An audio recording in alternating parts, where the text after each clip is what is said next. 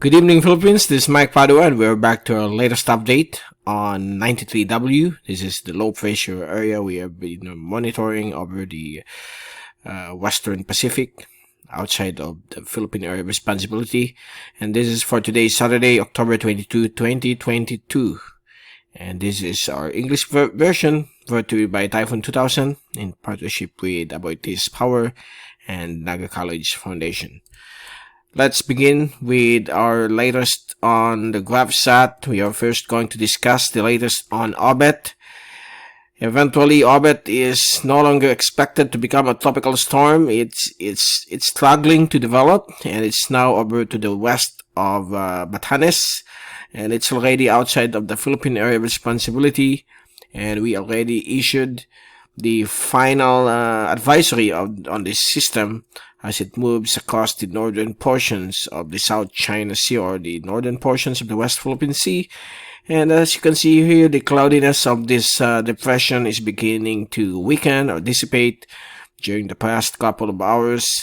And it's likely this system will no longer intensify, and it is now bound to dissipate over the South China Sea due to the possibility of a cold wake or not so warm seas of its temperatures when Typhoon Neneng or Nesat passed by a couple of days ago. So this is actually the reason why the system is struggling to reorganize over the West Philippine Sea outside of the Philippine area of responsibility. So weather conditions will now be improving across Ilocos Norte, northern Cagayan, and the Batanes, Pabuyan, Coab Islands, while the rest of the Philippine Islands will enjoy fair or good weather with isolated rain showers and thunderstorms, particularly in the afternoon or evening. Areas like the Bicol region, Visayas, and Mindanao, there are still some thunderstorms that are expected, particularly in some areas of Luzon, including Metro Manila, so don't forget to bring your rain gear and umbrellas. Now let's turn our attention on low pressure area 93W. We have some slight good news, okay?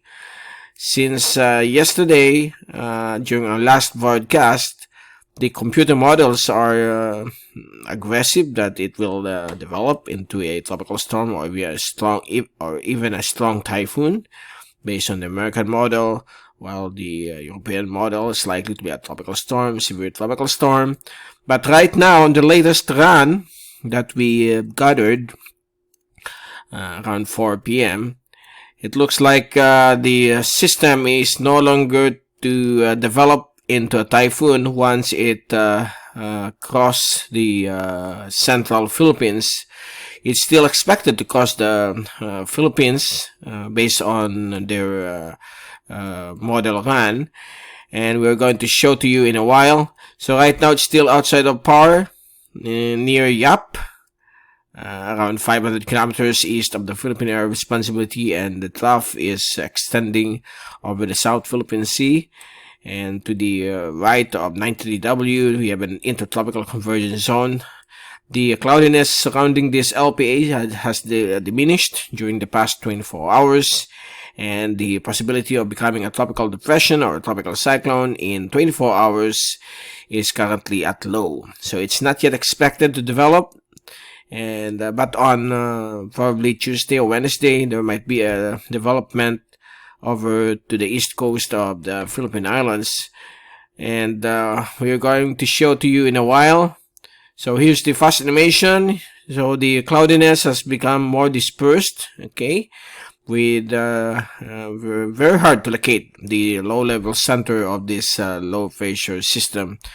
And you can also see here the circulation of Obet over the west of Guam. So this was our last advisory track that we issued around 8 a.m.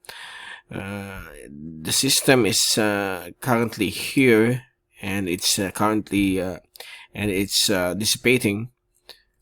The system is dissipating over here, just very near the border of the Philippine area responsibility, but it's no longer a problem to our country.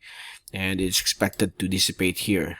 Okay, and if we take a look at the zoom in satellite animation, there you go, the struggling circulation of tropical depression Obet, okay, over to the west of Batanes, but still some showers and thunderstorms will be expected over the Batanes group since it is still under the circulation, but improving weather will be expected within the next 24 hours. Now, here's the Philippine Islands. You can see there are lots of thunderstorms roaming around the archipelago, particularly over Mindanao, Visayas. And here's the LPA that we are monitoring. It's currently broad, okay, and it's right here. And this is currently moving towards the west into the Philippine Sea. And we have some light easterly to northeasterly winds over to the Bicol region and Visayas. Now, for the next 3 days, this will be the rainfall accumulation until Monday. So rainfall are more concentrated over the Philippine Sea, while the Philippine Islands will continues to be experiencing some afternoon or evening rain showers and thunderstorms, particularly over Visayas and Mindanao and some portions of Luzon. Now let's take a look at the forecast models, particularly the latest on LPA 93W. For the American model, okay, we are going to first discuss the tracking of the American model. So let's move it on Sunday. The LPA is somewhere here, still outside of PAR, just north of Yap, and it's still having some broad development. Okay, the circulation is quite broad, so somewhere here. Then on Monday, that system will start to move towards the west into the Philippine Sea. And the latest on the American model is now the same with the European model. It's likely to affect eastern Visayas on Wednesday, because on Wednesday, that system will move closer towards summer provinces. And this is the north surge of the northeast monsoon.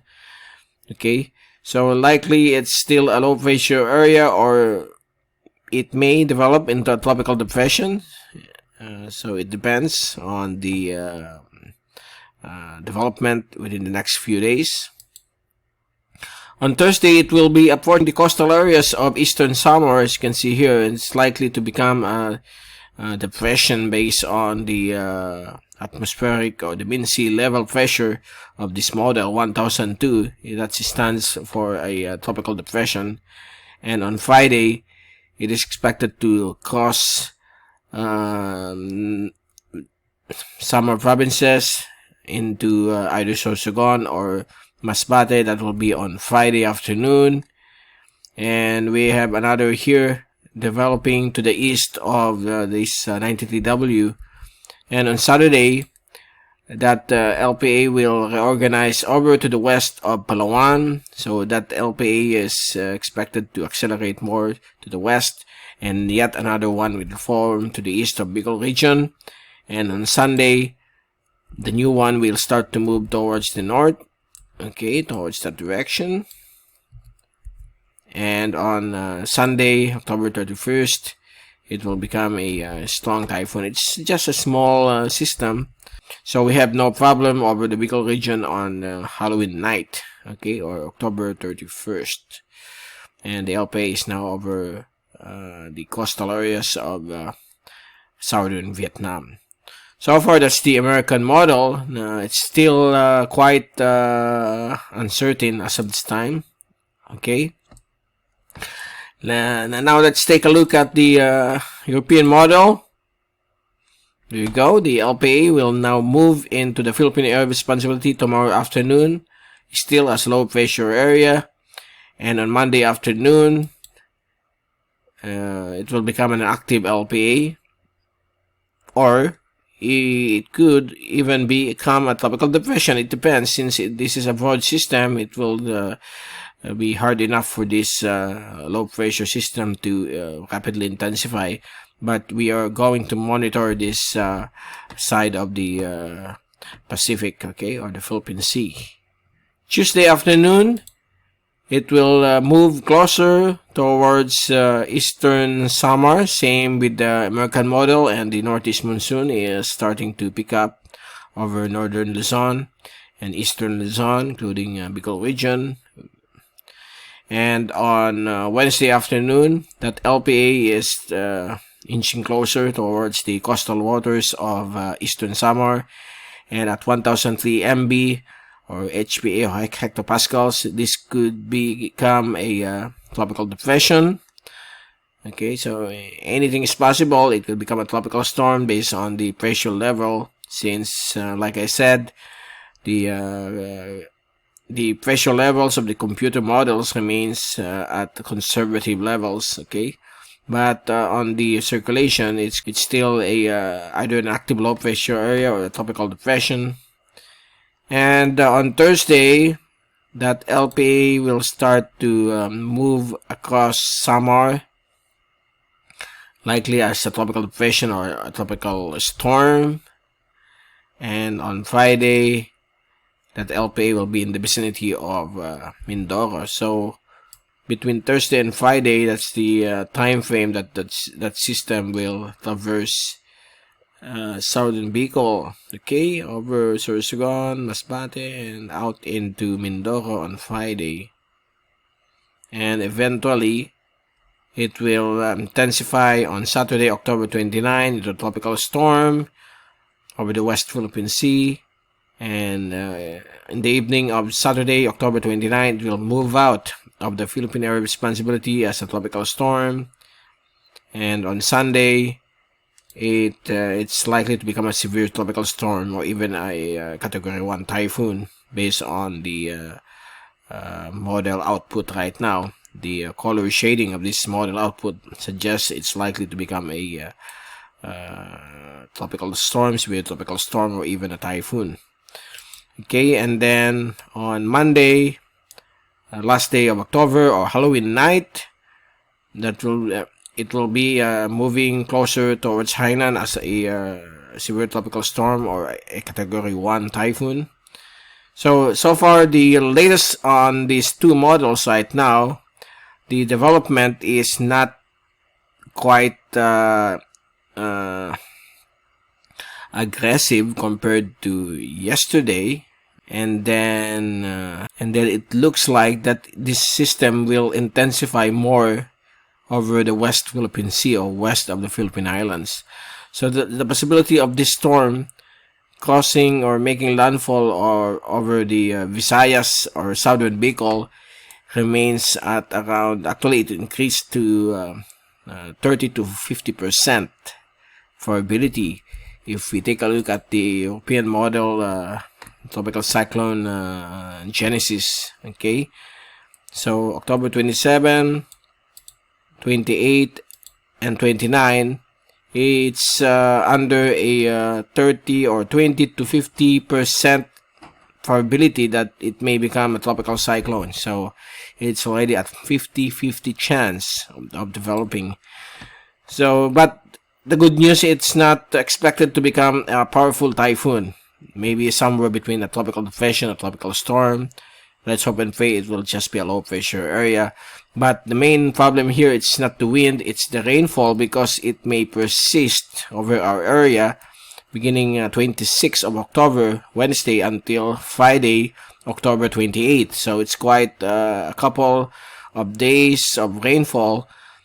Let's hope and pray it's on and off and light only. But since we are on the La Nina situation or climate, we expect more rainfall to occur near the path of this soon-to-be active LPA or even tropical depression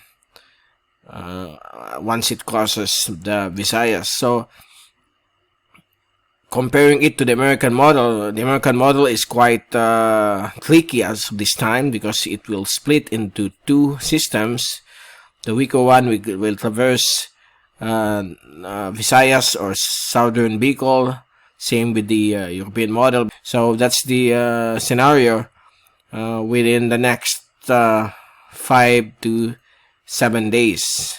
Okay, So if we count with Saturday morning, Sunday, 1, 2, 3, 4, okay, between 4 to 6 days from now. So it's already at 50%, the maximum probability that it may develop into a tropical cyclone, either as a tropical depression or a tropical storm. But the good news, until now, it's still not acting up, okay? We've shown to you the satellite photo of that LPA. It's still quite dispersed, disorganized, so it will be having some hard time to develop, okay?